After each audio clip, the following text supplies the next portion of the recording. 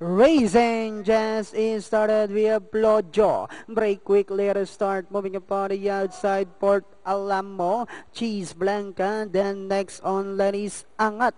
Ang Pinoy Jaden. Apo. Papato. While Oye Komoba is the early trailer by about 8 lengths of the leader. And going along for the first turn, we have Port Alamo in the middle portion. Plojo is down on the inside, and on the outside comes 4A, and this one is Cheese Blanca. Angat ang Pinoy Jaden. Apo Papato second last, while Oye Komoba is still racing in less. And as they swing down the back, we have Plojo by about half length. Port Alamo in second. Cheese Blanca is on the outside third. 4 lengths further back in fourth comes Oye Komoba. Down on the inside is Angat ang Pinoy, while Jaden Apo Papato now racing in less. And at the far turn, 3 runners keep on fighting out for the lead. Moving up on the outside, Cheese Blanca. Down on the inside, Plojo. Port Alamo, Angat ang Pinoy, Oye Komoba. Jaden Apo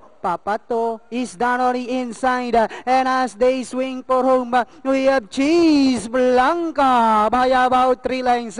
Jaden Apo Papato now in second. Last 100 meters, we have Cheese Blanca, Jaden Apo Papato in second, and in third comes Angat ang Pinoy, and finally Cheese Blanca, Jaden Apo Papato, Angat ang Pinoy, Oye Komoba, then comes Plojo, Port Alamo.